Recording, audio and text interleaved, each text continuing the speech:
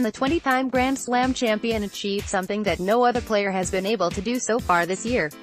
Roger Federer, photo by Chrysaline Cayo, copyright at Sportvision. As a player who has spent 310 weeks as world number one, Roger Federer has dominated the men's tour during certain stages of his career. However, so far in 2019 it has been completely different for him and other members of the Big Four. 3 months into the season and no player has yet to win multiple ATP titles. An unexpected start to the year. Federer is one of 19 players to have won titles this year. For him, his triumph was at the Dubai Tennis Championships, where the Swiss player clinched his 100th ATP trophy. Following in the footsteps of Jimmy Connors, there is a similar pattern on the women's tour, with 13 WTA tournaments been won by different players. Amid the various winners, Federer believes that positives can be drawn from the unusual situation, praising the emergence of the next group of rising stars on the tour. Definitely says something about how there is shifting going on both tours. That it's maybe harder to dominate, or it's harder to keep on, sort of, having the same winners. Federer told reporters on Wednesday. And the young guys are really pushing through, which is a thing we've been looking at for some time now. It's just not easy winning tournaments, and it seems easier for them now, which is good. And it doesn't mean the other people are not as good. It's just that there is a shifting going on. 2019 ATP champions Qatar, Roberto Bautista Agut Brisbane, Kei Nishikori Maharashtra, Kevin Anderson Sydney, Alex de Minaur Auckland, Tennis Sandgren Australian Open, Novak Djokovic Montpellier, Joe Wilfried Tsonga Sofia, Daniil Medvedev Cordoba, Juan Ignacio Londero Rotterdam, Gael Monfils New York, Riley Opelka Buenos Aires, Marcos Echinado Rio, Laszlo Di Jerry Marseille, Stefanos Tsitsipas Delray Beach, Raidu Albot Dubai, Roger Federer Acapulco, Nick Kyrgios Sao Paulo, Guido Pella Indian Wells. Dominic Thiem Federer will be hoping to break this trend at the Miami Open. It was at the tournament where he played his first main draw match at a Masters 1000 event back in 1999. Since then, he has gone on to win the Miami crown 3 times, with the most recent occurring in 2017. Despite being a veteran of the event, Federer finds himself in unfamiliar territory due to the relocation of the event to the Hard Rock Stadium, the same venue that will host the 2020 Super Bowl. We left an iconic venue in our sport in Key Biscayne. Back in the day we had best-of-5 set first-round matches in Key Biscayne. It was a massive tournament, ATPtennis.com quoted Federer as saying. In a way I'm sad about that, but I'm really excited to be here now. It's like a new tournament, but at the same time it's nice to see innovation, it's nice to see growth in the game, and I hope that's exactly what's going to happen here. His final taste of competitive tennis in Key Biscayne was bittersweet. In 2018 the former world number one suffered a shock defeat to Thanasi Kokkinakis in the second round. Nevertheless, Federer hopes to make up for that loss this time around.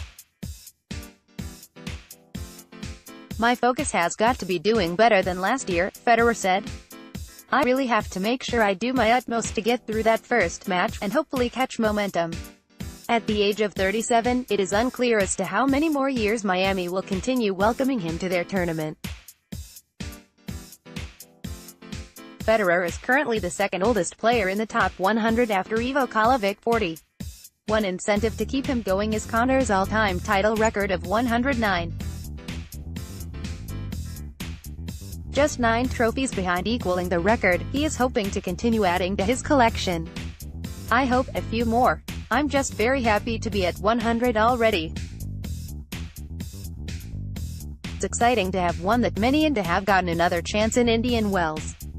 It was a pity to lose to Dominic Thiem, but it's how it goes. Yeah, I just have to keep plugging away and hopefully give myself some opportunities, he said. The important thing is to be healthy, happy playing, and that's exactly how I feel right now sitting here in Miami. Granted a first-round bye in Miami, Federer will start his campaign against either Matthew Ebden or Raidu Albot. The world number one has indicated that he may hold talks with Federer later this week concerning the recent decision to change the CEO of the ATP. Novak Djokovic, photo by Christine Caio, copyright at Sport Vision. After being placed in the political spotlight throughout Indian Wells, Novak Djokovic is keen to focus solely on tennis during the Miami Open. Djokovic, who is the head of the ATP Players' Council, has been under scrutiny since the decision to remove Chris Kermode from his position as CEO of men's tennis later this year. It has been reported that the council narrowly voted in favor of removing Kermode and passed their verdict on to the players' representatives, who had the final say on the matter. However, Djokovic has remained neutral on the subject and the details of that vote has been kept secret, paving way for mass speculation on Djokovic's motives and role in the matter. To complicate the situation further, both Roger Federer and Rafael Nadal have backed Kermode, who is overseeing a record growth in men's tennis during his tenure. Both have also said that they were not consulted by the council over the issue. "I tried to meet Novak on the deadline. Unfortunately he had no time. That's hard to understand for me. He suggested that we see each other the day after, but everything was already decided," Federer told the Swiss press during the BNP Paribas Open. "We have not met yet. I'm already interested in what's behind it, why it happened like that. I have to think about whether I should get more involved again in the future, for the sake of the tour, or if I should just get involved a bit without going through politics." 11-time French Open champion Nadal has also repeatedly echoed similar comments since the Australian Open, warning that the removal of Kermode could stop the process of improving our sport. Nadal has also criticized the council's management of the issue. "I am disappointed that nobody came and explained why. What's the real reason of we don't have Chris Kermode continuing running our sport?" he said. "If a lot of players says this, that they weren't consulted, probably the guys who are running the council, they didn't make the right job, because they are there representing us, so normally they have to ask what's our opinion." Amid the fallout between some of the biggest names of the sport, Djokovic has played down speculation that there is friction between the trio. Both Djokovic and Federer were present during the official opening ceremony of the new venue at the Miami Open.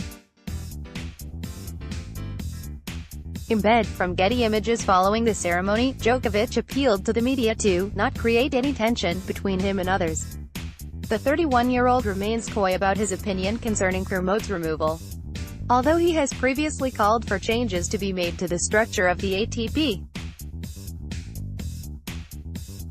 "I saw Roger today, Wednesday. We were in the opening ceremony cutting the ribbon on center court," Reuters quoted Djokovic as saying during his pre-tournament press conference. "We had a small chat. There was no time to talk about the political stuff. That is hopefully something we will have time in the next few days to go through. It's not necessary for you guys to create any tensions between us. In contrary, I have a very good relations with both of them. There are two sides to the argument. Some say the reigning Australian Open champion should have made a better effort to consult with his rivals on the tour. On the other hand, it can be argued that both Federer and Nadal should have been more proactive in trying to meet with the council." Responding to Djokovic, Federer has kept an open mind about any potential meeting between the two this week, saying, "If it happens, it happens." Nadal is yet to speak with the media in Miami this week. "The player council is only part of the structure," said Djokovic. "We are not part of the board or deciding anything that is voted on later on. We are in consultation and collaboration with our player board representatives. Board members are the ones voting on what they think is appropriate for the players' side." Federer and Nadal have been icons of our sport for so many years, and their opinions are extremely important to everyone. If they want to be active and part of it, either officially or unofficially, I think it's only positive news for us. Djokovic will kick off his Miami Open campaign against either Bernard Tomic or Thiago Monteiro. Tomas Berdych has had to withdraw from the Miami Open after suffering a back injury. Tomas Berdych at ATP_Tour, Twitter. Tomas Berdych has suffered another injury setback after withdrawing from the Miami Open this week. The former Wimbledon finalist received a setback to his comeback after withdrawing from his first-round match with Bernard Tomic due to a back injury. Had Berdych won his first-round match, he would have played Novak Djokovic in the second round, but his latest injury setback means that potential matchup will not happen. Speaking on Twitter, the Czech Republican explained that he needed time to recover from his back injury. "Not a good day in the office, unfortunately. I have had to pull out from my first-round match," Berdych said. "My back is not in the 100% conditions and I have to be careful with my decisions. Need time to recover and be strong again." After reaching the Doha final, Montpellier semi-finals and the fourth round at the Australian Open, this is an untimely setback for Berdych, who was hoping to reach the heights of 2013 once again. As a result of his withdrawal, Bernard Tomic will play a qualifier or lucky loser tomorrow in the first round. Tipsarević's emotional return in early Miami Open results. Janko Tipsarević made an emotional return to the ATP Tour with a 6-3, 6-3 win over Bradley Klahn. The Serbian, who has had his injuries, broke the American 4 times to reach the second round at the new Miami venue.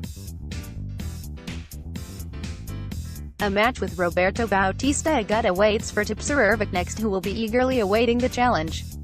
There were also wins for Argentinian duo Federico Del Bonis and Guido Andreotti, as well as Roberto Carlos Baena. Polanski suffered a 3-set defeat to Andrei Rublev in the qualifying round, but is the first lucky loser of the tournament, benefiting from Thanasi Kokinaki's misfortune. Zimbio.com. The full draw for Australian Open is finally out, with the places marked qualifiers finally filled. At the time the draw was made, the final round of qualifying had not been completed, therefore places were marked qualifiers until such players' identities could be determined. Q. Andrei Rublev vs Nhsun Lumalik Jaziri vs Q. Gosoeda. Q. Alexander Bublik vs 16. Lucas Pouille. Thomas Berdych vs Q. Luca Vanni. Q. Bjorn Fratangelo vs Q. Noah Rubin. Q. Jurgen Melzer vs 17. Roger Federer. 26. Albert Ramos Vinolas vs Q. Lucas Lacko. Q. Thomas Fabiano vs Donald Young. Q. Francis Tiafoe vs Mikhail Kukushkin. Yoshihito Nishioka vs Q. Alex Bolt. Daniil Medvedev vs Q. Ernesto Escobedo. Dmitry Tursunov vs Q. Radek Stepanek. Q. Riley Opelka vs 11. David Goffin. Q. Blake Mott vs 18. Richard Gasquet. 30. Pablo Carreno Busta vs LL Peter Polanski. Denis Istomin vs Q. Ivan Dodig. Polanski has made the main draw despite losing to Andrei Rublev in the qualifying round. Kokkinakis was forced to withdraw following an abdominal injury.